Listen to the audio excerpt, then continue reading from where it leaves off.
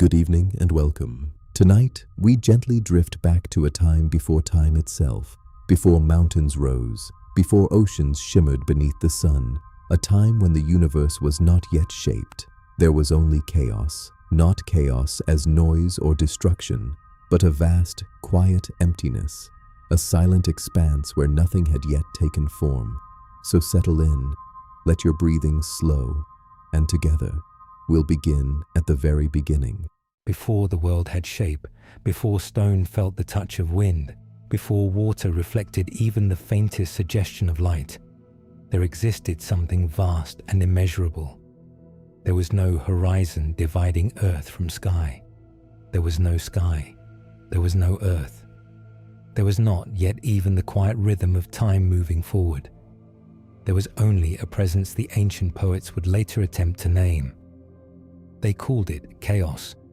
But chaos was not disorder. It was not noise. It was not violence. It was openness. An endless and gentle expanse without boundary.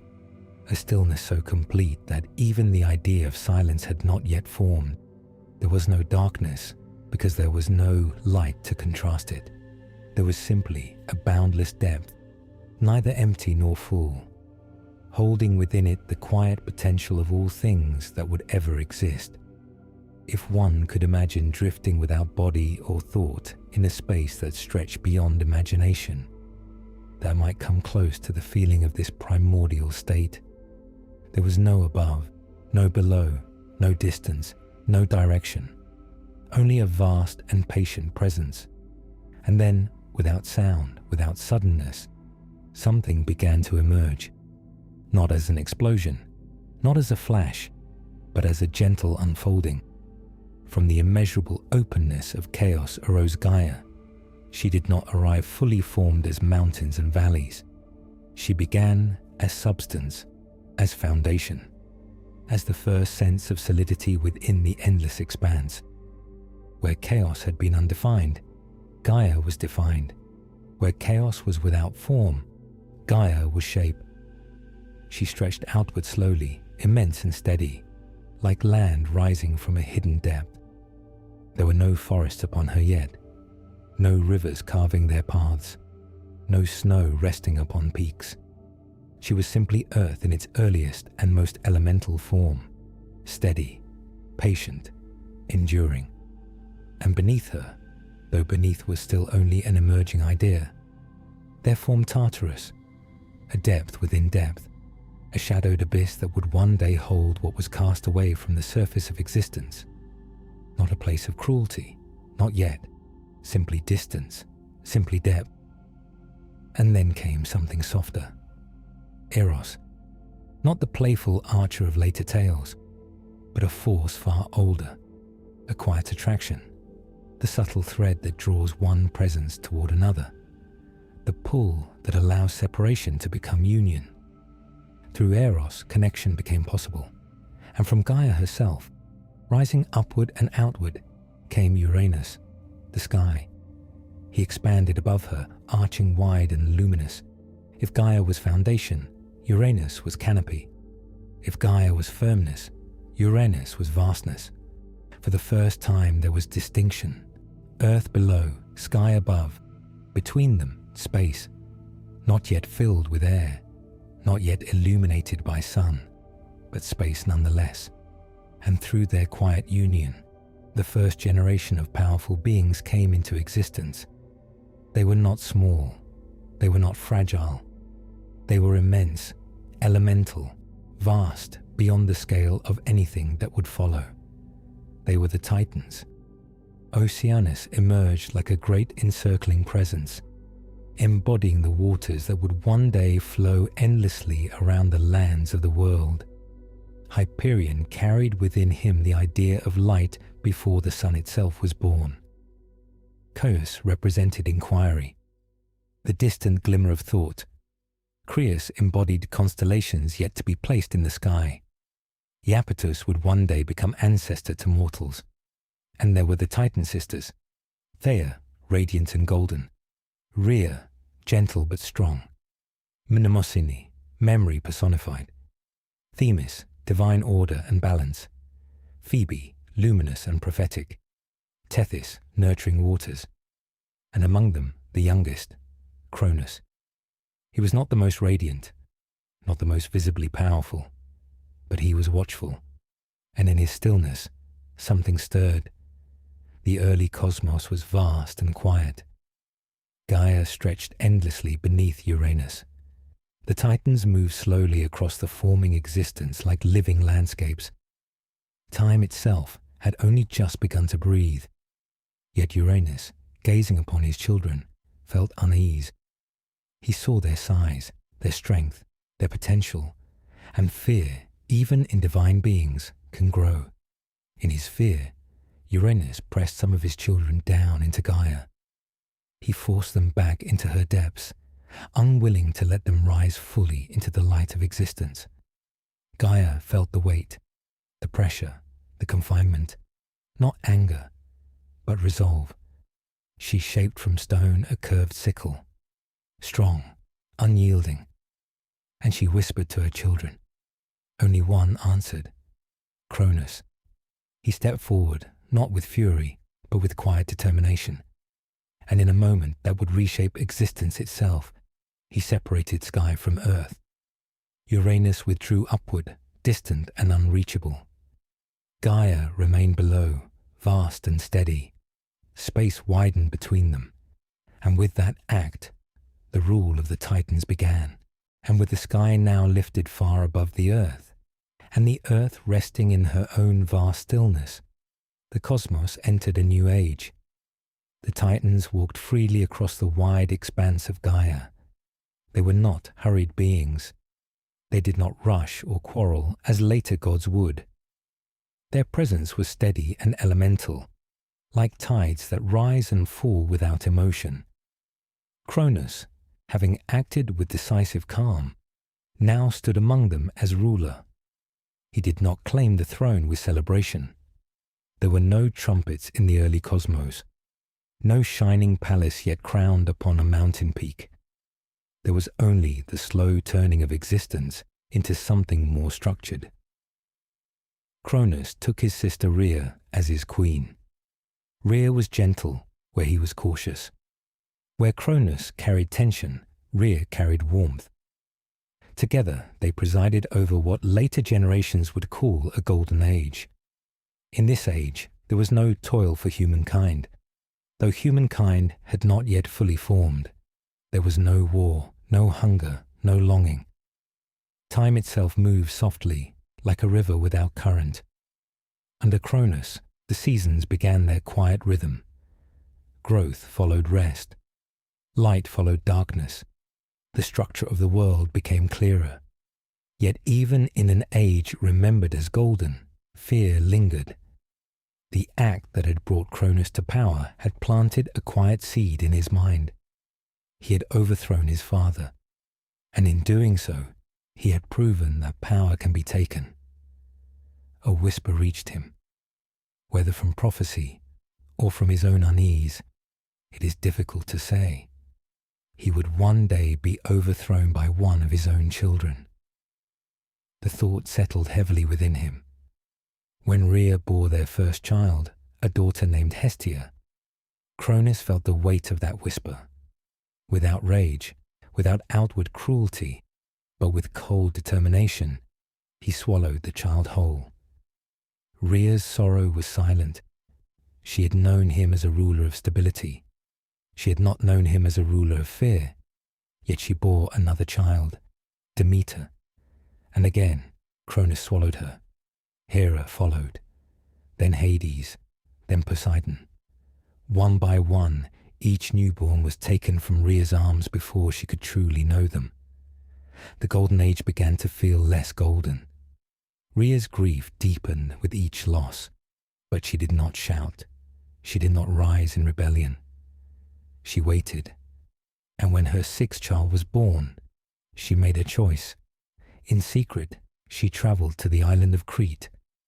There, in a cave hidden among mountains and whispering winds, she gave birth to Zeus. He was small, fragile, helpless. Yet within him rested the possibility of change.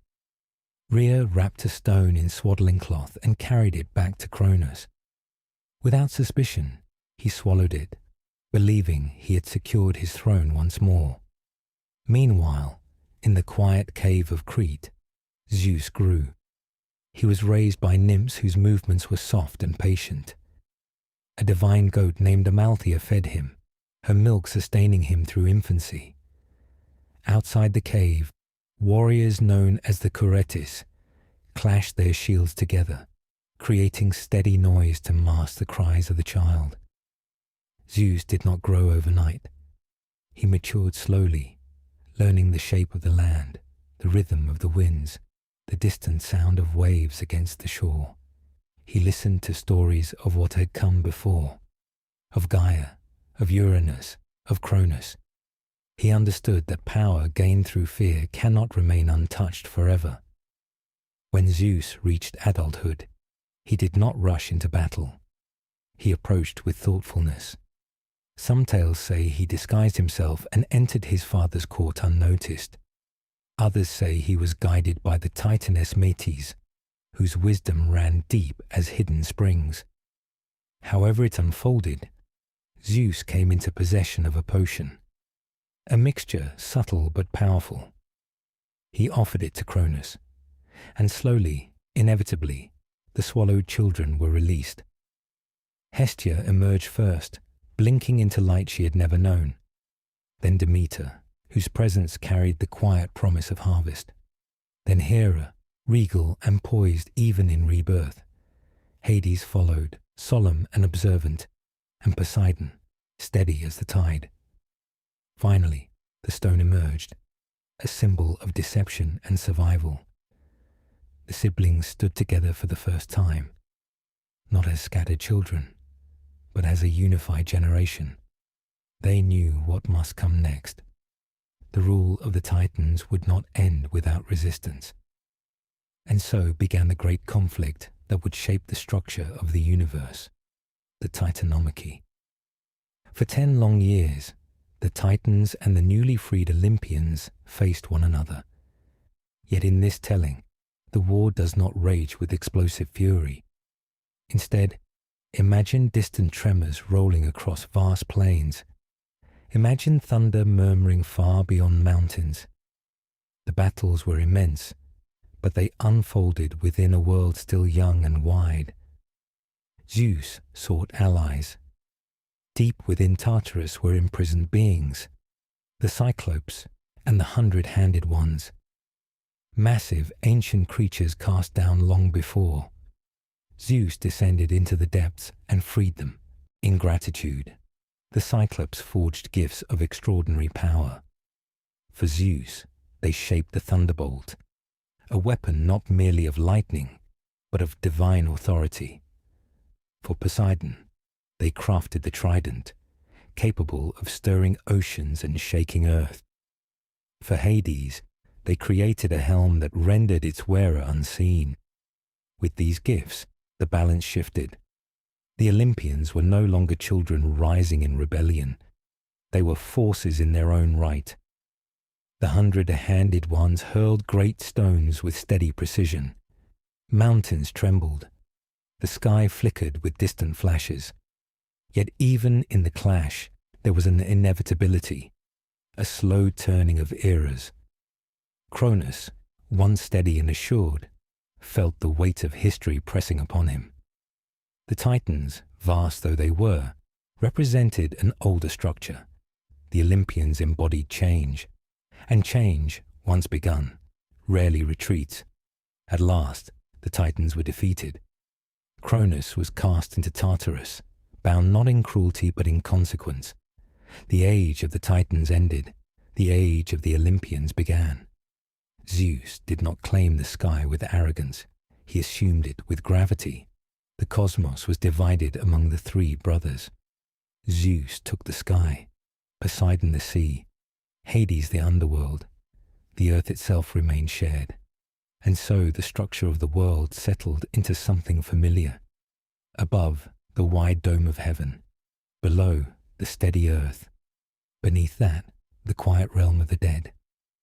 Zeus established his throne upon Mount Olympus, a peak rising high and often veiled in mist.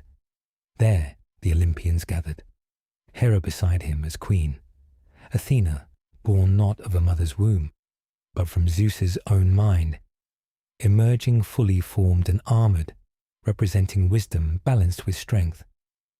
Apollo, radiant and measured, carrying music and light. Artemis, independent and watchful, moving silently through forests. Ares, embodying the raw and chaotic energy of conflict. Aphrodite, rising from sea foam, serene and luminous, reminding gods and mortals alike of love's quiet power. Hephaestus, master of fire and forge, shaping tools and wonders with patient skill. Hermes, swift and clever, moving between realms with ease. Dionysus, carrying ecstasy and transformation. They were powerful, but they were not distant abstractions. They felt envy, affection, resentment, pride. They interfered in mortal lives not always out of malice, but often out of curiosity. And beneath Olympus, humanity began to take fuller shape. The ages of mortals unfolded gradually. There was said to be a golden age under Cronus, when humans lived free of hardship. Then a silver age, less harmonious, then bronze, then an age of heroes, and finally the Iron Age, the age of toil and struggle. Yet within the age of heroes, stories rose that would echo through centuries. Perseus, born of Danae, who faced the Gorgon Medusa. Her gaze turned living beings to stone. Yet Perseus did not meet her eyes directly. He used reflection, strategy, patience. With the aid of divine gifts, a mirrored shield, winged sandals, he prevailed. He did not conquer through rage, but through careful thought. There was Heracles, known to many as Hercules. His strength was unmatched, yet his life was marked by hardship. Given 12 labours as penance, he faced tasks designed to humble him. He slew the Nemean lion, whose hide could not be pierced. He captured the Ceryneian hind without harming it. He cleaned the Augean stables, not through brute force, but by redirecting a river. Each labour revealed not just strength, but endurance. Theseus entered the labyrinth of Crete, a winding maze crafted by Daedalus. Within its corridors waited the Minotaur, half man and half bull. Guided by a simple thread provided by Ariadne, Theseus navigated the darkness. The thread did not grant him strength. It granted him direction. Jason sailed with the Argonauts in search of the Golden Fleece. Their journey carried them across unknown waters, through lands strange and distant. Their voyage was not merely about treasure, but about the quiet growth of those who travel far from home. And then there was Achilles, swift-footed, nearly invincible, yet mortal. The Trojan War stretched across years, sparked by choices rooted in pride and beauty, sustained by honour and stubbornness. Beneath the walls of Troy, heroes met their fate. Hector, noble and devoted. Achilles, fierce yet vulnerable. In the end, the city fell not through brute assault, but through strategy, the silent wooden horse. Yet even victory carried sorrow, for heroes, though mighty, were never immune to time. As generations passed, belief shifted. Temples to the Olympians rose in marble and stone, columns stretched toward the sky, statues captured divine forms in stillness. But centuries moved onward. Philosophers began to question. New systems of thought emerged. The old gods did not vanish suddenly. In the beginning, before mountains rose and before oceans shimmered beneath the warmth of the sun, before wind moved across open plains, and before stars burned quietly in distant skies, there was something far more subtle. There was no earth, no sky, no sea, no light, no time. There was only chaos. Not chaos as we think of it now, not noise, not violence, not confusion, but a vast and silent openness, an endless expanse without shape or boundary, a quiet potential, an infinite stillness waiting to become something more. In this great, undefined space there was no up or down, no beginning and no ending, only a soft and immeasurable presence stretching beyond imagination. And from that quiet vastness, something began to stir. Not suddenly, not violently, but gently. From the depth of chaos emerged Gaia. Gaia was the earth. Not yet the green and fertile world we know, but the very foundation of existence itself. Solid, steady, patient. She was the ground beneath all future things. Soon after came Tartarus, the deep abyss beneath the earth, a shadowed depth, vast and mysterious. And then Eros emerged, the subtle and powerful force of attraction, the gentle pull that draws beings together, the quiet thread that binds existence. From Gaia came Uranus, the sky. He stretched himself above her, vast and shimmering, arching overhead in endless blue. And together, earth and sky formed the first great union. From their union came the Titans, 12 powerful beings, ancient and immense, embodiments of natural forces and cosmic principles. Oceanus, who represented the endless waters that would one day encircle the world. Hyperion, associated with light. Thea, whose brilliance would one day shimmer in gold and silver. Mnemosyne, memory itself. And among them was Cronus, the youngest of the Titans. Ambitious, watchful, patient. But Uranus feared his children. He saw their strength and imagined his own fall. So he pushed them down into Gaia, imprisoning them within her depths. And Gaia, burdened and in pain, grew restless. She whispered to her son Cronus. She fashioned a sickle of unbreakable stone and placed it in his hands. And in a quiet moment beneath the vast stretch of the sky, Cronus rose. He separated sky from earth. Uranus retreated upward, no longer joined to Gaia, and the rule of the Titans began. Cronus took his sister Rhea as his queen. Together they ruled in what would later be remembered as a golden age. The world was calm. Time moved slowly. There was no suffering yet known to humankind, but peace rarely lasts when fear lingers. Cronus heard a prophecy. He would be overthrown by one of his own children, and so, when Rhea bore him a child, Cronus swallowed it whole. Hestia, then Demeter, then Hera, then Hades, then Poseidon. One by one. Rhea's sorrow deepened with each loss. When her sixth child was born, she could bear it no longer. She wrapped a stone in swaddling cloth and presented it to Cronus. Without hesitation, he swallowed it. But the child, Zeus, had been hidden away. On the island of Crete, in a quiet cave surrounded by whispering winds and distant waves, Zeus grew in secret. He was raised by gentle nymphs, fed by Amalthea, a divine goat whose milk sustained him. Warriors known as the Cureti clashed their shields and spears outside the cave to drown out his cries so Cronus would not hear. And Zeus grew strong, not quickly, but steadily. When he came of age, he returned not with fury, but with quiet resolve. He offered Cronus a drink laced with a potion, and slowly Cronus was forced to release the children he had swallowed. Hestia emerged, Demeter, Hera, Hades, Poseidon, and finally the stone. The siblings stood united, and war began. For 10 long years the Titans and the Olympians battled. Mountains trembled, seas churned. But in this telling, the war unfolds like distant thunder far away on the horizon. Powerful, yet softened by time. Zeus freed the Cyclopes from Tartarus.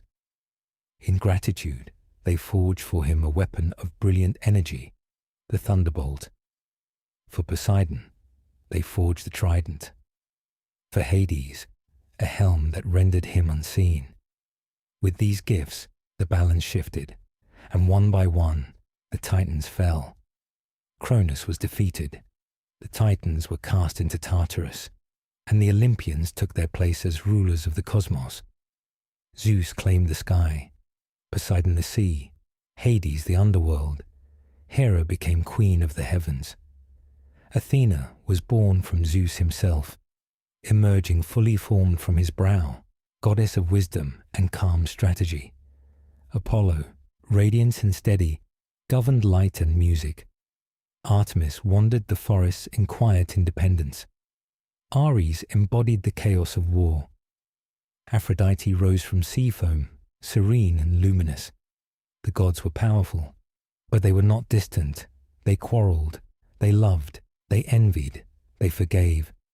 They interfered in mortal lives in ways both kind and cruel. And below them, humanity slowly unfolded.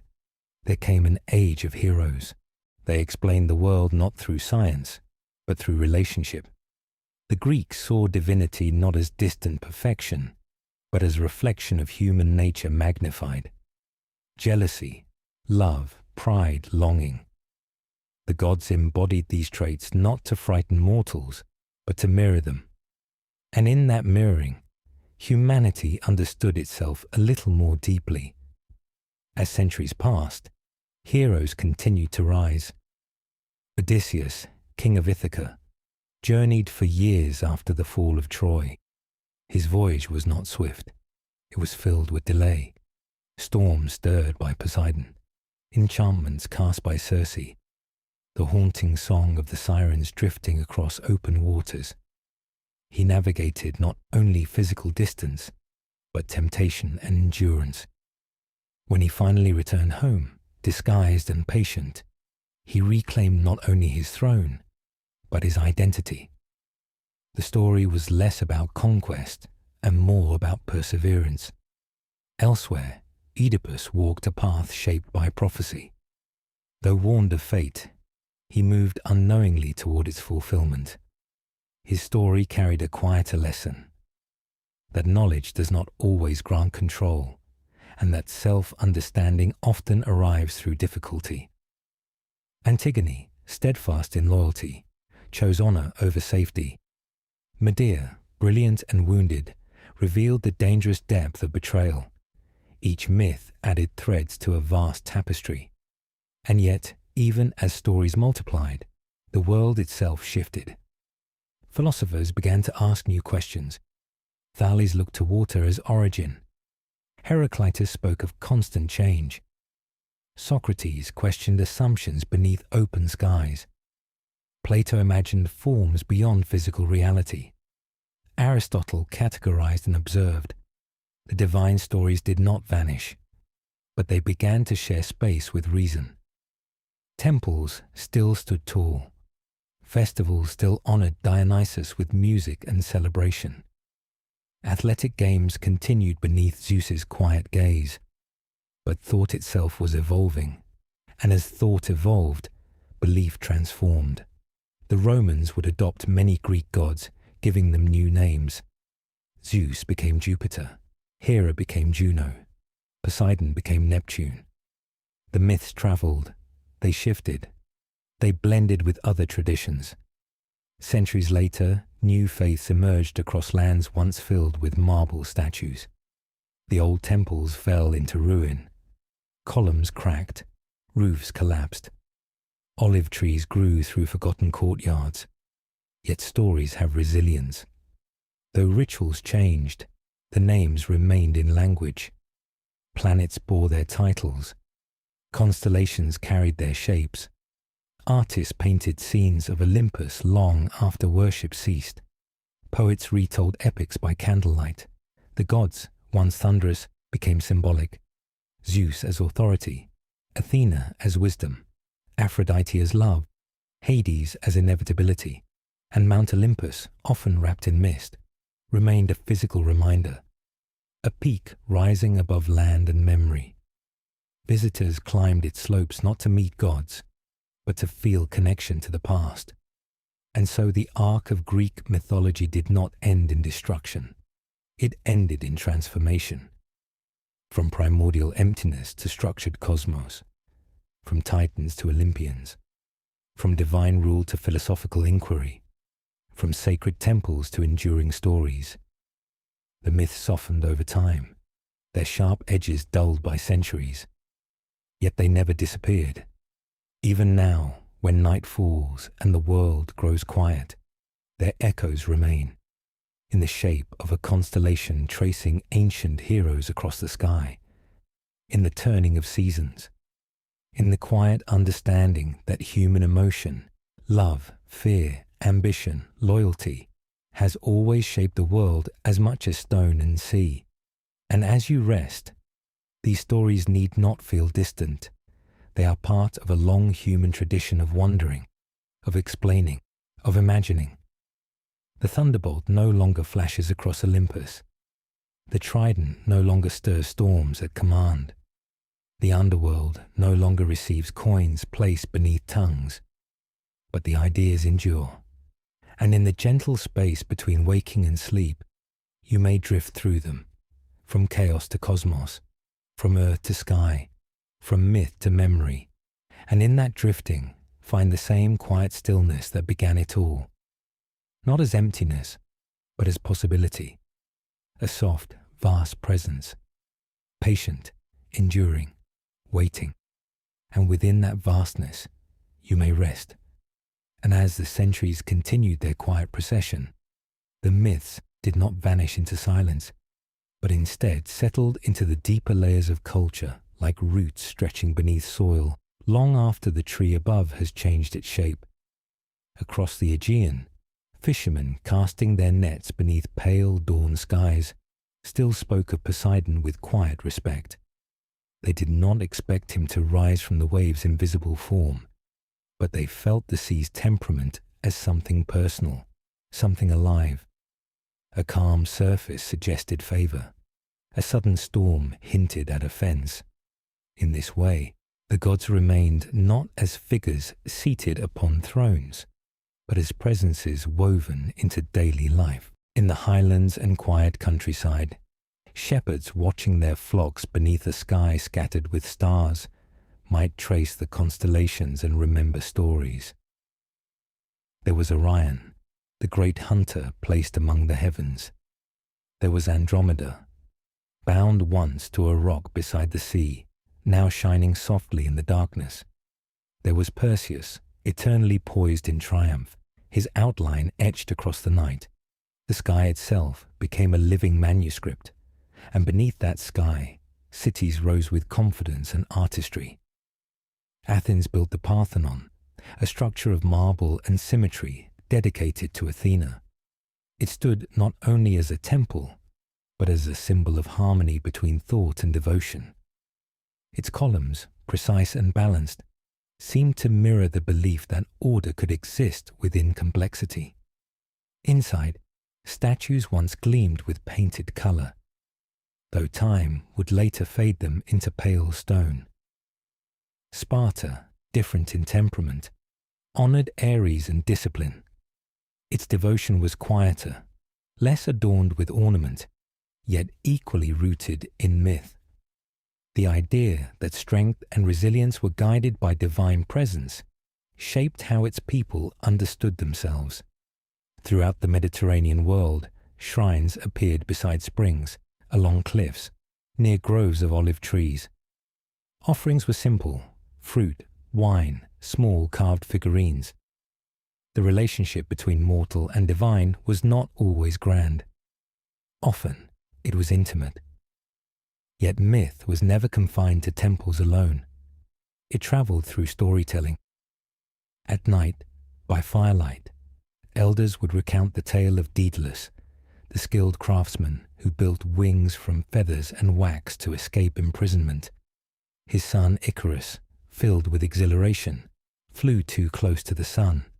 The wax softened, the wings failed, and Icarus fell into the sea below. The lesson was not merely about danger, it was about balance. Ambition must walk beside caution. Exhilaration must be tempered by awareness. In another tale, King Midas was granted the ability to turn everything he touched into gold.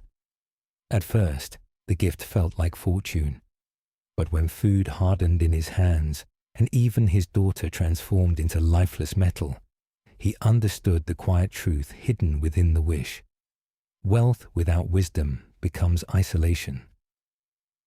These stories moved beyond entertainment. They offered gentle instruction. In them, listeners found reflections of their own choices. The gods themselves were not always distant arbiters. Sometimes they appeared disguised, walking among mortals unnoticed. Zeus and Hermes were said to have once visited a village in humble form, seeking hospitality. Only an elderly couple welcomed them warmly.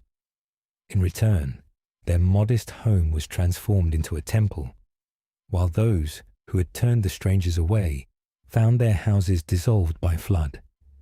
The message was simple. Kindness matters. Hospitality carries weight. Even when the divine no longer walks visibly among mortals, the principle remains. And so, Greek mythology carried not only grandeur, but subtle guidance. As the classical age matured, dramatists brought these myths to the stage. In open-air theatres carved into hillsides, audiences gathered beneath daylight skies. Actors wearing masks portrayed gods and heroes, their voices echoing against stone seats. Tragedies unfolded not to glorify suffering, but to explore the consequences of pride, anger, loyalty, and love. The story of Agamemnon, returning victorious from Troy only to face betrayal at home, reminded listeners that triumph in one sphere does not guarantee peace in another. The story of Electra revealed the complexity of justice when loyalty and revenge intertwine. The story of Orpheus, who descended into the underworld to reclaim his beloved Eurydice, carried an ache that lingered long after the performance ended. He was permitted to lead her back to the world of the living on one condition, that he not look back until they had reached the surface. But doubt stirred within him. Just before stepping into daylight, he turned, and in that single glance, she vanished. The story did not accuse him. It simply acknowledged the fragile nature of trust. In time, the physical landscape changed as well. Earthquakes reshaped coastlines. Empires shifted. The Roman world expanded and absorbed Greek culture, adopting its gods and weaving them into new systems of governance and belief. Jupiter's thunder echoed with Zeus's origin. Venus carried Aphrodite's grace. Mars bore the spirit of Ares. The myths traveled across languages and borders, reshaped, yet recognizable. Centuries passed. Marble weathered. Bronze statues were melted down or lost. The great library of Alexandria, once holding countless scrolls, eventually faded into memory itself. Yet Greek mythology endured, in medieval manuscripts carefully copied by hand, in Renaissance paintings where Botticelli depicted the birth of Venus rising from the sea, in sculptures where Michelangelo carved forms reminiscent of ancient heroes. The stories resurfaced again and again, not as objects of worship, but as inspiration. Even in modern times, their influence quietly persists. The word Atlas recalls the Titan condemned to hold the sky upon his shoulders. The term narcissism echoes the youth Narcissus, who fell in love with his own reflection.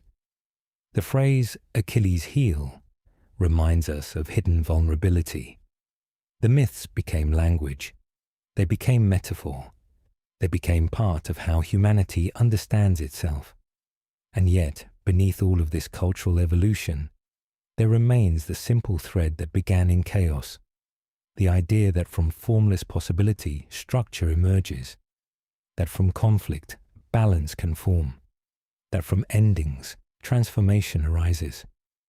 Greek mythology is not merely a collection of stories about gods who once ruled from a mountain peak. It is a long meditation on change, on cycles, on the interplay between power and humility, on the understanding that nothing, not even divine rule, remains unchanged forever. Mount Olympus still stands. Its peaks still disappear into mist. The Aegean Sea still reflects the sun. Olive groves still sway gently in Mediterranean breezes. And beneath that same sky that once held Orion and Perseus in story, people continue to look upward and wonder. The gods may no longer be worshipped as they once were. Their temples may rest in ruins, but the questions they embodied remain alive. Where did we come from? What shapes our fate? How do we balance ambition and restraint? How do we endure sorrow and cherish joy? And as the night deepens and the world grows quiet around you, those questions need not demand answers. They can simply drift, like constellations slowly turning overhead, like waves folding endlessly against shorelines, like wind moving softly across ancient stone. From the stillness of chaos to the complexity of civilization, the journey of Greek mythology traces a wide arc across imagination and time. It begins in silence. It moves through struggle. It blossoms in story. And it settles into memory. And now, as the echoes of Olympus grow faint, and the distant thunder of Zeus fades into soft quiet, the world returns once more to calm. The same calm that existed before mountains rose, before oceans shimmered, before light brushed across earth. A vast and gentle stillness, not empty, but full of possibility. And within that stillness you may drift, unhurried, unburdened, carried softly on the long and steady breath of history. And in that long and steady breath of history, there is something deeply comforting. For the myths of ancient Greece do not rush. They unfold slowly, like the turning of seasons, like the gradual rise of dawn over distant hills. Even in their moments of great drama, they carry an underlying rhythm, a pulse that feels steady, inevitable, almost soothing in its repetition.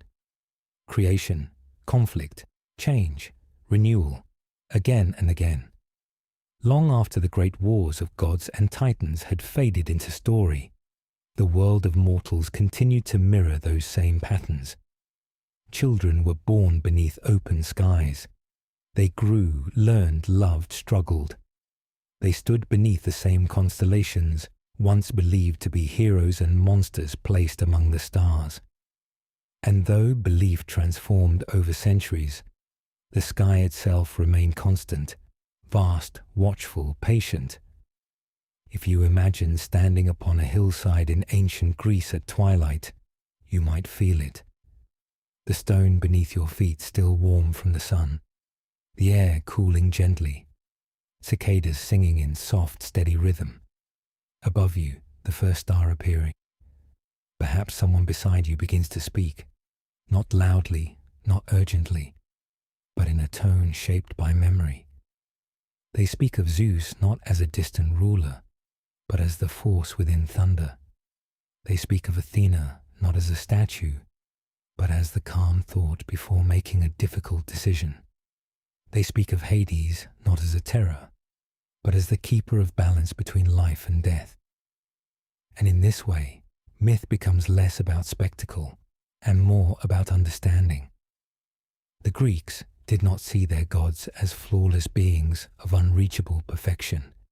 They saw them as magnified reflections of themselves, jealousy in Hera, curiosity in Hermes, pride in Achilles, longing in Demeter. Each divine figure carried human qualities intensified and illuminated. And perhaps that is why the myths endured, because they were not distant from human experience. They were woven into it. As the classical era gave way to new empires and shifting cultures, the ancient temples slowly lost their central role in daily life. Marble columns cracked under the weight of time. Wind and rain softened carved details. Moss grew in the crevices where offerings had once been placed. But the stories did not crumble alongside the stone. They travelled instead through scrolls and manuscripts, through poetry recited in quiet rooms, through art shaped by hands centuries removed from the original storytellers. In later ages, scholars rediscovered these tales with renewed fascination. They studied the structure of epic poems. They traced the lineage of heroes. They debated the symbolic meaning behind each transformation, each trial, each journey into darkness and return to light. And as the world moved into modernity, Greek mythology found new forms. It appeared in novels and paintings, in operas and sculptures, in classrooms and quiet libraries. The names of gods and heroes became part of education, part of language, part of cultural memory. Yet beneath all these transformations, the core remained the same. A universe beginning in quiet formlessness, a rise toward order, a struggle between generations, a balance achieved, then questioned, then reshaped. It is a pattern not unlike sleep itself. The mind begins in wakeful complexity. Thoughts swirl, images overlap. Then gradually, gently, structure dissolves. Edges soften, boundaries fade, and the mind drifts back toward a kind of quiet chaos. Not confusion, but openness, possibility, rest. Perhaps that is why these ancient myths feel so fitting in moments of stillness. They begin in vast emptiness. They expand into intricate worlds, and they return again to calm. Imagine now Mount Olympus once more, not crowded with voices or conflict, but quiet, clouds resting along its slopes, wind moving gently through stone columns long since weathered, the sea below stretching outward, steady and endless. Somewhere in that quiet landscape, the memory of Zeus lingers not as thunder, but as presence. Athena's wisdom rests not in armor, but in thoughtfulness. Apollo's light becomes the warmth of morning sun. Artemis becomes the hush of forest shade. Hades becomes the simple truth that all journeys have endings. And none of these endings are abrupt. They are transitions. Just as the Titans once ruled and then gave way. Just as the Olympians rose and then softened into story. Everything moves through phases, even belief, even civilizations, even mountains. And so the myths teach something subtle but profound, not permanence, but continuity, not dominance, but balance. The Greeks understood that power untempered by humility leads to downfall, that excessive pride invites correction, that wisdom often arrives through difficulty. These ideas, though ancient, remain quietly relevant. Yet tonight there is no need to analyze them. No need to study their symbolism. You can simply let them drift, like distant echoes across water, like starlight traveling across centuries to reach your eyes. From chaos to Gaia, from Gaia to Titans, from Titans to Olympians, from Olympians to heroes, from heroes to poets, from poets to memory. The thread continues, and as the thread continues, it becomes softer, less defined, more atmospheric. Just as the earliest state of existence was not loud or violent, but open and vast, so too does the story gently circle back to stillness. Perhaps in the end, Greek mythology is less about gods and more about rhythm, the rhythm of creation, the rhythm of struggle, the rhythm of renewal. And now, as the long arc of myth settles around you like a soft horizon at dusk, the details need not remain sharp. They can blur. The image of Olympus can fade into mist. The thunderbolt can become distant lightning far beyond the hills. The underworld can become simply a quiet valley in shadow. And above all, the vast sky that once separated from the earth can return to something boundless and calm. A gentle expanse without urgency, without demand, without conflict, the same kind of stillness that existed before the first story was ever told. And in that stillness, you may find rest. No prophecy to fulfill, no labor to complete, no labyrinth to navigate, only the steady unfolding of quiet, like the earliest breath of existence, like the soft return to chaos, not as disorder, but as peace. And as that peace expands outward, wide and patient, you may drift within it, slowly, gently, carried on the enduring current of myth and memory, towards sleep. And as that quiet current carries you onward, the ancient world continues to soften, its edges rounding with time, its voices lowering into whispers carried on warm night air. If you linger a little longer in that imagined landscape, you might notice how gentle it has become. The marble of the temples is no longer bright beneath harsh sun, but silvered beneath moonlight. The sea no longer crashes against jagged cliffs, but falls inward and outward in steady, patient rhythm. The wind that once carried the cries of battle now moves only through tall grass and scattered olive trees. Time has smoothed everything. Even the fiercest moments of myth feel distant now, like storms remembered rather than endured. And perhaps this is the final transformation of the gods, not from power to weakness, but from noise to quiet, from presence to atmosphere. Once, Zeus stood at the height of Olympus, lightning gathered in his hand, clouds darkened by his command. Now, imagine instead a distant horizon at dusk, a faint rumble far away, not threatening, not commanding, simply part of the natural world. Once Poseidon struck the earth with his trident, and the sea rose in towering waves. Now, imagine only the steady breathing of the tide, water sliding across sand, retreating, returning, again and again. Once, Athena appeared in gleaming armor, wisdom sharp as a blade. Now imagine the calm clarity that settles over you when a problem gently resolves itself in your thoughts. The gods have not disappeared. They have diffused. They have become qualities, sensations, moments. Apollo's brilliance is the warmth on your face at sunrise.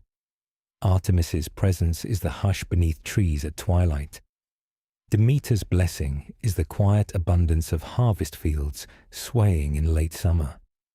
And Hades, solemn, steady Hades, is not darkness to be feared, but the simple truth that every story finds its closing line. Even Olympus itself changes in your mind. Picture it now not as a palace of gold, but as a mountain resting beneath drifting clouds. Its slopes are cool, its peaks fade into mist. No voices echo from its heights, only wind, only sky, only stillness. And beneath that mountain, the land stretches outward. Villages once bustling are now quiet ruins. Stone walls half covered in moss, paths softened by grass. Yet nothing feels tragic, only aged, only calm. In this way, Greek mythology teaches not only about beginnings, but about endings that are not abrupt, not violent, but gradual and natural. The Titans once seemed eternal. They were not. The Olympians once seemed unshakable. They too shifted into memory. Even empires that rose in their names eventually dissolved. Yet something endured. The stories. Because stories do not require temples to survive. They do not require offerings or altars. They require only a voice willing to speak them, and an ear willing to listen. And now, in this quiet space between waking and sleep, you have listened. You have drifted from the earlier stillness of chaos to the structured cosmos of Gaia and Uranus. You have witnessed the rise and fall of titans. You have felt the tension of prophecy and the steady courage of rebellion. You have stood beside heroes and wandered beneath constellations shaped like memory. And slowly, without urgency, the arc has completed itself. Back to stillness, back to vastness, back to something that feels almost like the beginning again. Imagine once more that primordial expanse, not frightening, not empty, but open, limitless, soft, a place where no responsibilities exist, no conflict demand resolution, no labors remain unfinished, just potential, just rest. The ancient Greeks gave that state a name, chaos, but perhaps another word might suit it now. Peace. A wide, patient peace stretching outward without boundary. And as the myths settle into that peace, so too can you. The sky above grows darker. Stars emerge, one by one, faint and steady. Orion lifts his bow across the heavens. Andromeda glimmers softly. Perseus holds his place in the night. Yet even they feel distant now, not dramatic, not urgent, simply part of a vast and gentle tapestry. The sea quiets, the wind slows, the earth rests, and within that resting earth, beneath that quiet sky, beneath those ancient stars, you may allow your thoughts to loosen. There is no need to hold on to names, no need to recall every lineage of gods and mortals, no need to remember who overthrew whom, or which hero carried which blade. Those details can drift away like sand slipping through open fingers. What remains is the feeling, a long journey, a cycle completed, a world created, reshaped, remembered, and now softened into calm. The thunderbolt fades into distant light. The trident rests beneath still water. The helm of invisibility dissolves into shadow. Mount Olympus stands silent and serene. The underworld grows quiet, its rivers smooth and dark, flowing without sound. And in that quiet, there is nothing to chase, nothing to conquer, nothing to fear, only the steady unfolding of rest. The same steady rhythm that has carried these myths across thousands of years now carries you from thought into softness, from awareness into ease, from story into stillness.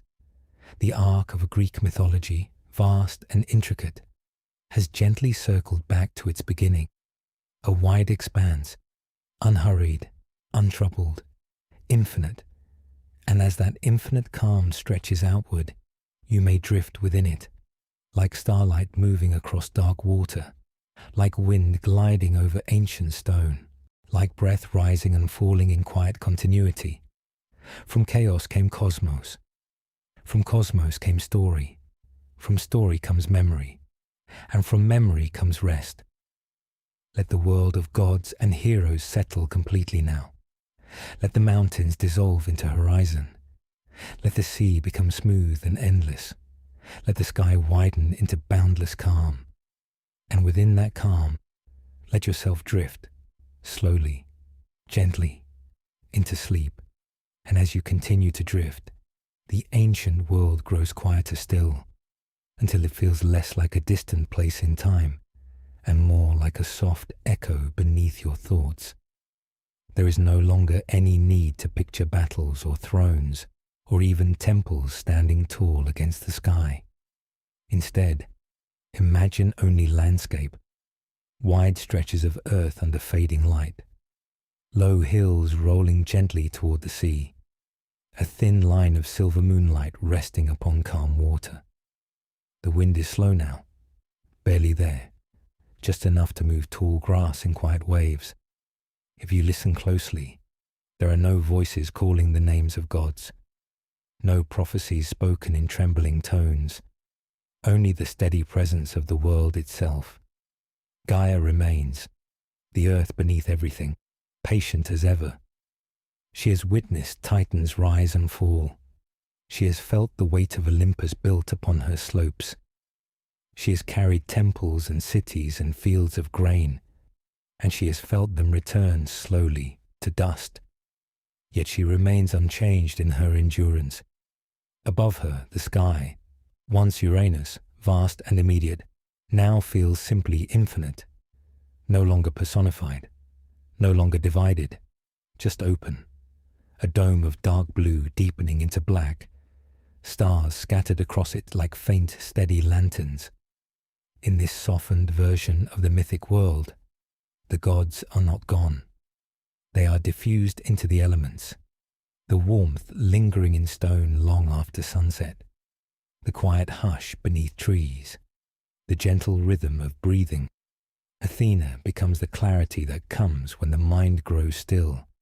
Apollo becomes the golden memory of daylight, even in darkness. Artemis becomes the comfort of solitude. Poseidon becomes the slow rise and fall of your chest, like a tide. Hades becomes the peaceful understanding that all endings are natural and that rest is not something to fear. Even Zeus, once the loudest of them all, has grown quiet. His thunder has softened into distant rumble far beyond the hills, his lightning into brief flickers at the horizon. Power transformed into presence. Nothing sharp, nothing sudden, only continuity. And perhaps now, if you allow it, the stories themselves begin to blur. The details loosen. The order of events no longer matters. Cronus and Zeus, Titans and Olympians, heroes and kings, their names drift like leaves on water. What remains is feeling, a sense of vastness, a sense of age, a sense of something long unfolding, and now gently settling. You might imagine walking once more along that shoreline, but now your steps leave no imprint. The sand smooths itself behind you. The sea erases every mark. The world does not cling. It does not hold tightly. It releases, again and again, just as each generation once released the myths into the next. Stories told by firelight, then written in ink, then carved into memory, and now carried quietly in the mind before sleep.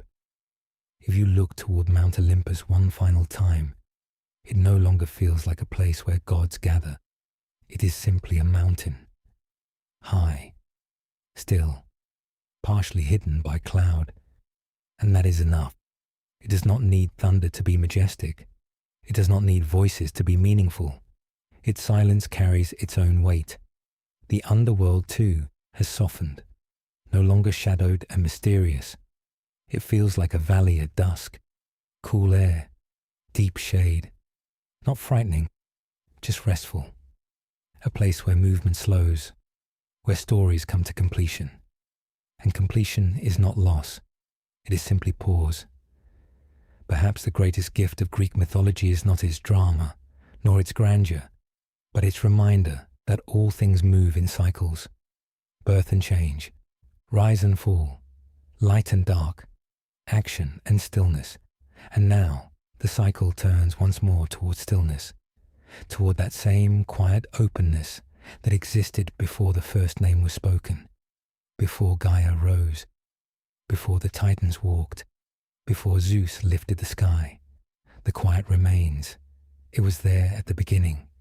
It is here at the end. And it is here now, in the slow rhythm of your breath, in the steady weight of your body at rest, in the space between one thought and the next. You do not need to hold on to the story any longer. It can rest. It has completed its arc. The cosmos formed. The gods ruled.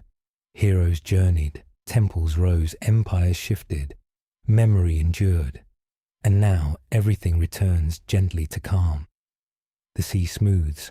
The wind fades. The stars glow steadily without flicker. The earth remains patient. The sky remains vast. And you remain here suspended in that vast and patient calm. No beginning, no ending, just presence, just stillness, just the soft continuation of breath and night, from chaos to cosmos, from cosmos to myth, from myth to quiet. And in that quiet, you drift, slowly, gently, without effort. The ancient world dims completely now, like a lantern gradually lowered. Its light does not vanish. It simply softens until it blends with darkness. And that darkness is not empty. It is warm. It is wide. It is peaceful. Let the last echoes fade. Let the last images dissolve. Let the last names fall silent. There is nothing left to follow, nothing left to imagine. Only rest, only calm, only the steady unfolding of sleep. And in that unfolding, you are carried, effortlessly, into stillness, And in that unfolding, there is nothing more to seek. The ancient mountains have settled into shadow. The sea has quieted into a slow, endless breathing. The sky has widened into a vast and steady dark. Even the memory of thunder feels far away now, so far that it no longer startles. It no longer commands. It simply belongs to the distance. If you allow your mind to wander once more across that ancient landscape, you may notice how everything feels softened by time. The once bright marble of temples has turned pale and gentle beneath centuries of wind. The carved figures upon their columns are smoothed by rain. Faces that once seemed sharp with expression now appear calm and unreadable. Time has erased urgency, and what remains is stillness. In the valleys where stories were once spoken aloud, there is only the faint rustle of leaves. In the harbours where ships once set sail toward destiny, there is only the quiet rocking of empty water. In the groves where offerings were once placed at the feet of statues, there is only shade and cool earth. Nothing demands attention. Nothing insists upon remembrance. The myths have done their work. They have shaped imagination. They have guided thought. They have carried humanity through questions about origin and fate, and now they rest. Even the heroes, Perseus with his steady gaze, Heracles with his strength, Odysseus with his patient endurance, feel less like figures in motion and more like distant constellations, points of light, steady, unmoving, not pressing forward, just present. And perhaps that is how all stories eventually become. They begin with intensity, they rise with tension, they unfold with conflict and resolution, and then they soften. They become part of a larger quiet. If you return, just for a moment, to the very beginning, to that vast openness before Gaia rose, you may notice something. The stillness at the end feels similar to the stillness at the beginning, not empty, not void, but wide, spacious, gentle. At the beginning, chaos held all possibility. At the end, calm holds all memory. Both are forms of openness. Both are forms of peace. The journey between them, the titans, the thunderbolts, the labyrinths, the prophecies, was simply movement within that vastness. And now, movement slows. Thought slows. The sea no longer shifts. The sky no longer changes. The earth rests fully. If you imagine lying beneath that same sky, somewhere along a quiet hillside overlooking dark water, you might feel how small and peaceful everything becomes. No gods arguing above you, no heroes struggling below, just stars, just wind, just breath. The constellations drift so slowly, they almost appear still. Orion's outline barely shifts. Andromeda glimmers faintly. Perseus holds his place in silence. Even they seem content to remain where they are. There is no need for them to move. No need for the story to continue, because continuation is no longer necessary.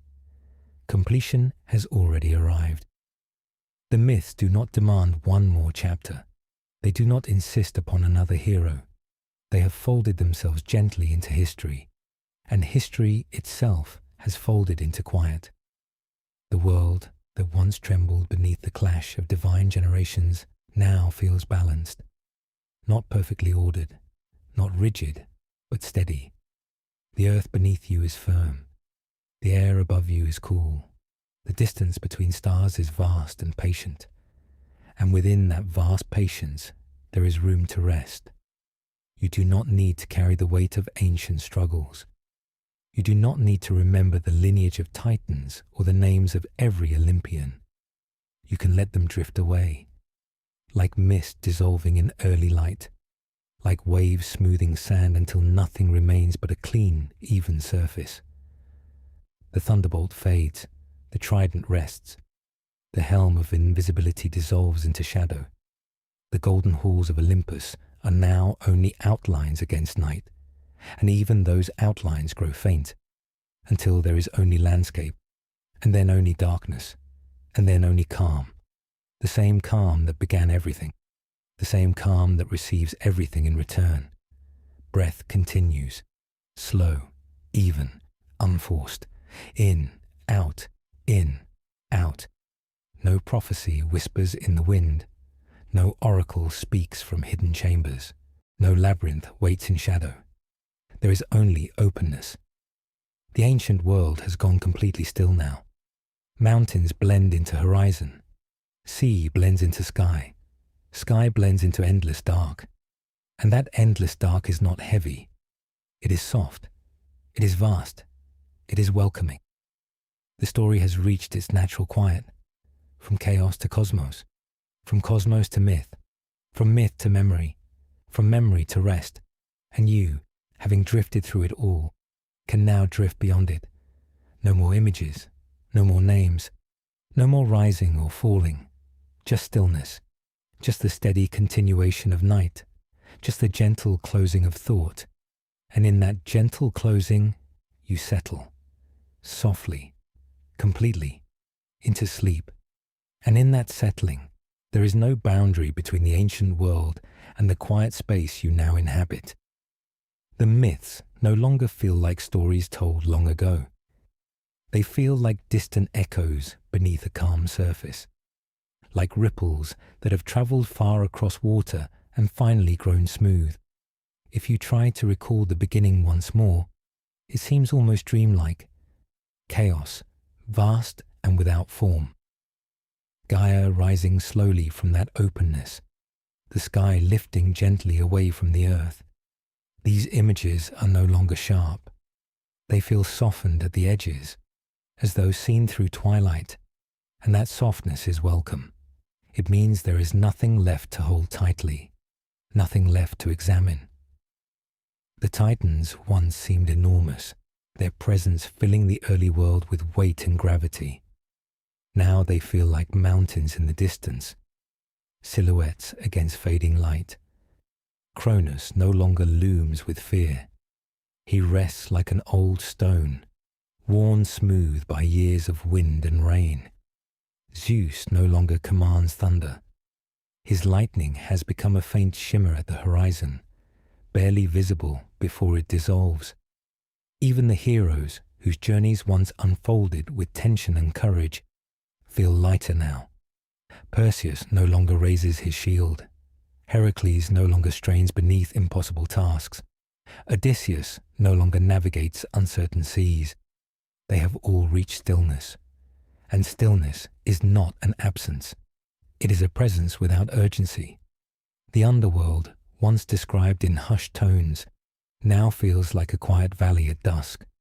Not shadowed with fear, not heavy with sorrow, just cool, calm. A place where movement slows and stories gently conclude.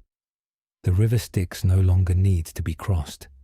It has become a smooth and silent current beneath dark water.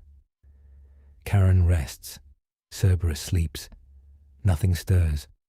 Mount Olympus, too, has changed in your mind. The towering peak that once held shining halls now stands simply as rock and cloud. Its height no longer suggests power. It suggests perspective. From its summit, one could see far across land and sea. And from that height, perhaps everything would look smaller, less urgent, less dramatic. The wars of gods and titans would seem brief. The struggles of heroes would appear fleeting. Even the rise and fall of cities would look like moments within a much larger expanse. And that larger expanse remains. It stretches beyond myth, beyond history, beyond memory. It is the same vastness that existed before the first story was spoken, the same quiet openness that waits beyond the last word.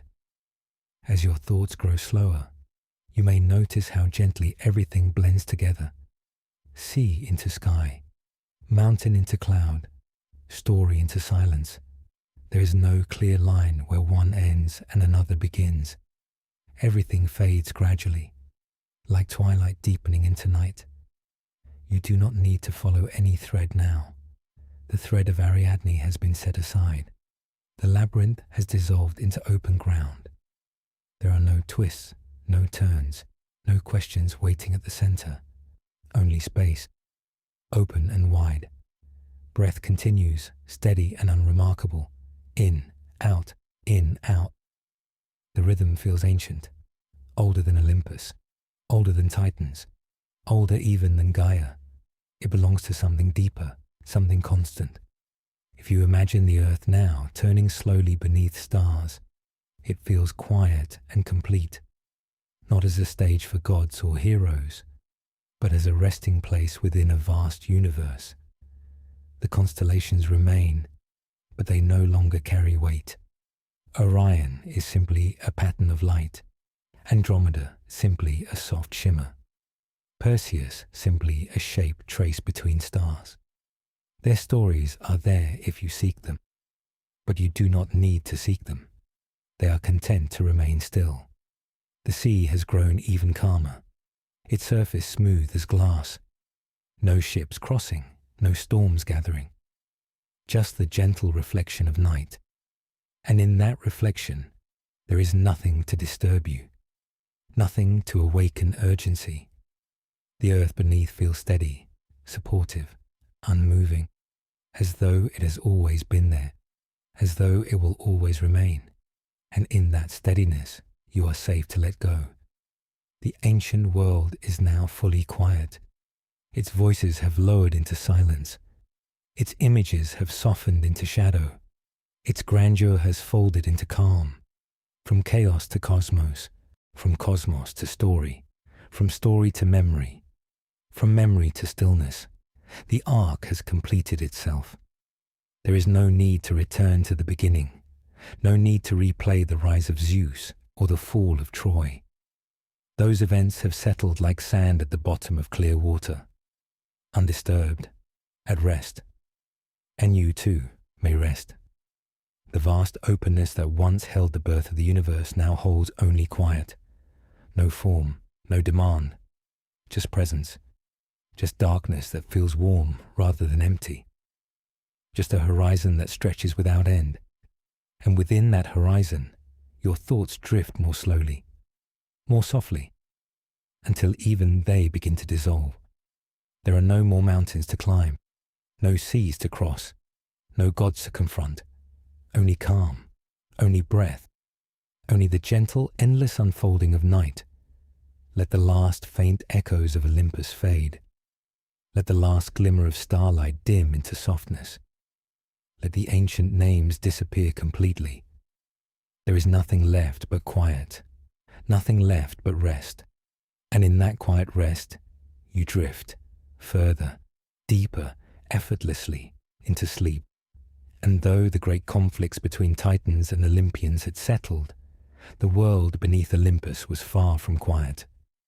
The gods did not simply sit upon their mountain and observe in silence. They watched, they intervened, they formed attachments, they argued, they loved, and sometimes, without intending to, they shaped the fate of entire generations. Zeus, though ruler of the sky, was not distant in the way later religions would imagine their gods to be. He walked among mortals in disguise. He tested hospitality. He listened to prayers rising from humble homes. His presence was unpredictable, not always harsh, not always kind, but deeply involved. Hera, his queen, carried her own quiet storms. She valued loyalty above all things, and when betrayed, her response was rarely immediate fury. It was patience, a slow, deliberate unfolding of consequence. Her stories are not simply tales of jealousy. They are stories of dignity wounded and authority challenged. Athena moved differently from the others.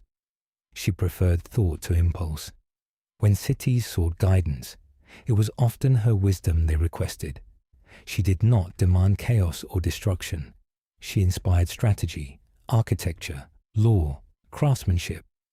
The Parthenon stood in her honor, not because she was the loudest of gods, but because she represented clarity. Apollo's presence brought rhythm to the world. Music flowed where he walked. Prophecy echoed in temples built in his name, especially at Delphi, where the oracle spoke in cryptic verses that seemed both mysterious and precise. The Greeks did not ask the oracle simple questions. They asked about destiny, about war, about leadership, and the answers, often layered and symbolic, required thought rather than reaction. Artemis roamed the forests beyond cities and marble columns. She represented wilderness untouched by politics or power. In her domain, animals moved freely, and moonlight filtered softly through leaves. She reminded mortals that not everything needed to be built or conquered. Some things were meant simply to exist. Poseidon, restless and deep, carried both calm and danger within him. Sailors respected him not because they feared constant storms, but because they understood the sea's unpredictability. Sometimes it shimmered like polished glass. Other times it rose without warning. His realm was movement itself. And then there was Hades, often misunderstood. He did not seek conquest. He did not stir chaos. He ruled quietly beneath the earth, maintaining balance. The underworld was not a place of endless torment, as later imagination would suggest. It was a place of continuation. Souls drifted there as naturally as rivers flow toward the sea. The world of gods mirrored the world of humans in its complexity, and below them, humanity matured. Cities grew stronger. Ships traveled farther. Trade routes connected distant lands. With exploration came new stories. With new stories came new interpretations of old myths. The tale of Pandora, for example, was not merely about a box opened in curiosity. It was about the introduction of hardship into a previously untroubled existence. When Pandora lifted the lid, difficulties escaped into the world. Illness, sorrow, struggle. Yet inside remained one final presence. Hope, quiet, steady, lingering. The Greeks understood something subtle in that story. Hardship is inevitable, but so is hope. The myth of Icarus, too, carried more than warning. It was not simply about falling. It was about the human desire to rise, to test limits, to feel the warmth of possibility. His fall was tragic, yes, but his flight was magnificent. And so the myths continued to expand. Generations of poets added detail. Homer sang of war and wandering. Hesiod traced lineage and origin. Playwrights gave voice to grief and pride. The stories were not static. They shifted with each telling, adapting to the needs of those who listened. Over time, Greek mythology became less about explaining lightning or harvests, and more about exploring human emotion. What does loyalty demand? What does pride cost? What does love risk? These were the deeper questions beneath every tale. And yet, even as philosophy rose in prominence, myth did not disappear. Socrates questioned everything, yet he spoke in a culture steeped in story. Plato wrote of forms and ideals, yet he referenced gods and allegories shaped by earlier belief. Aristotle categorized and observed, but he did so within a civilization whose imagination had long been nourished by epic and legend. The mythic and the rational coexisted. They did not cancel one another. They intertwined. As the Roman world absorbed Greece, the stories traveled again. New names, new temples, new rituals, but the essence remained. Even after Rome's decline, the myths endured in manuscripts preserved by scholars who saw in them not superstition, but insight. During the Renaissance, artists returned to these ancient figures with renewed fascination. Botticelli painted Aphrodite rising from the sea. Michelangelo sculpted forms reminiscent of gods and heroes. The myths became aesthetic, symbolic, cultural. They were no longer worshipped, but they were deeply remembered. And perhaps this is the true immortality of the Olympians, not eternal rule, but eternal influence. Their presence persists not in thunder or prophecy, but in language. When someone speaks of an Achilles' heel, they invoke vulnerability. When someone describes Herculean effort, they recall endurance. When someone says something is titanic, they remember ancient magnitude.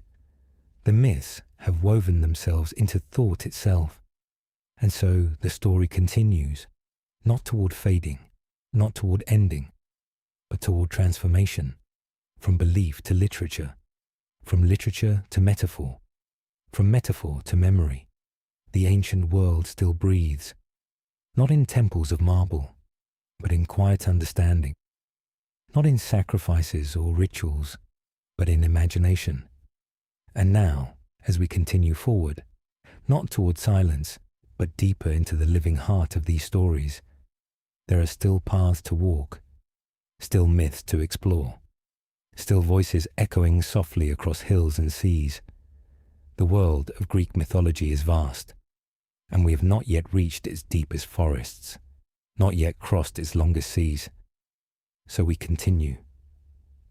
Beyond the familiar tales of gods and heroes, there were quieter stories that moved gently through the ancient world, like streams flowing beneath larger rivers.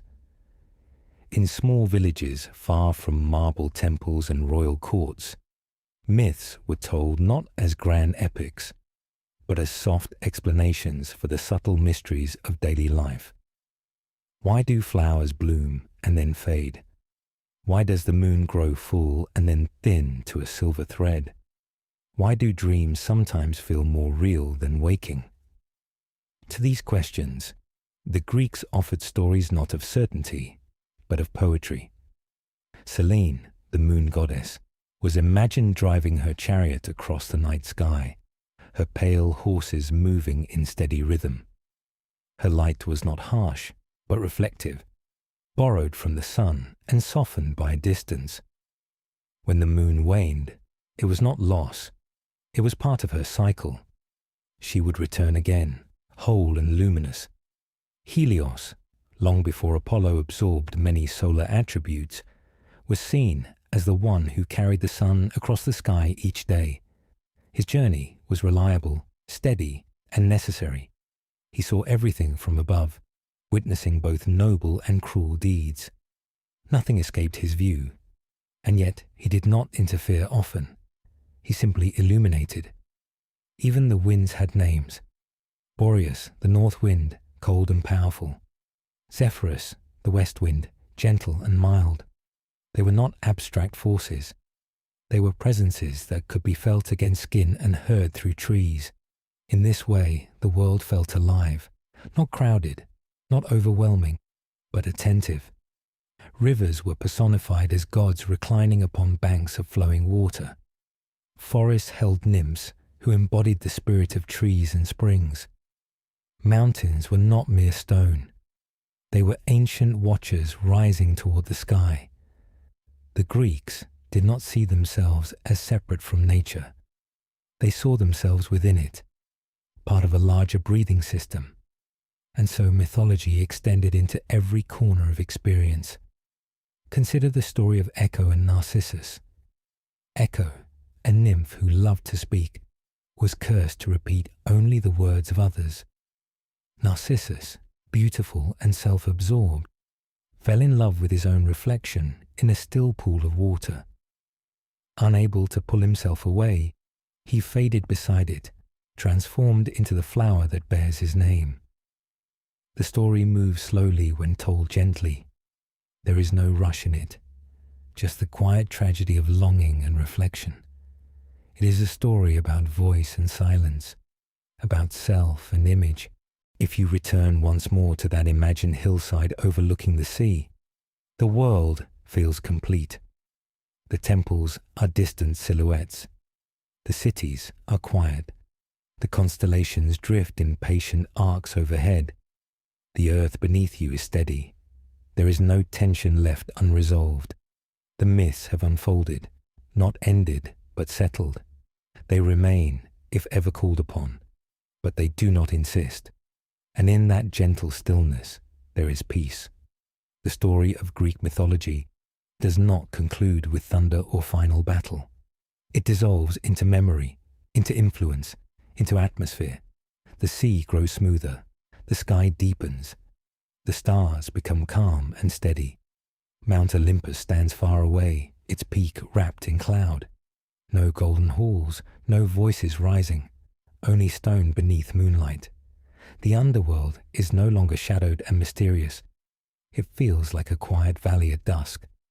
Cool air, still ground, a place where movement slows.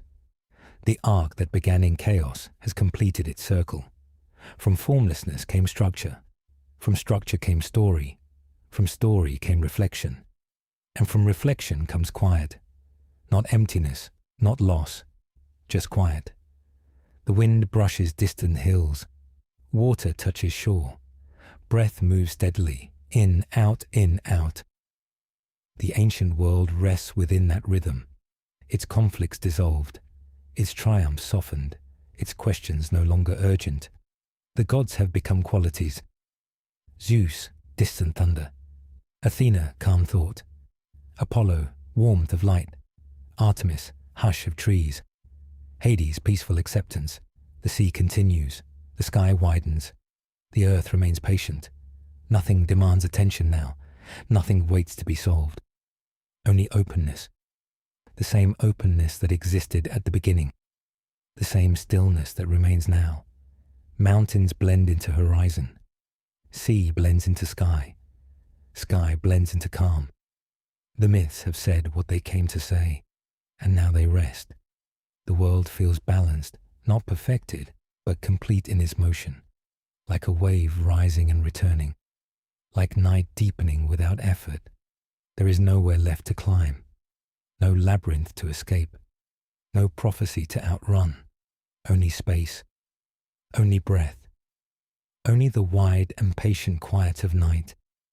And within that quiet, you drift, unhurried, unburdened, carried softly by the steady rhythm of sleep.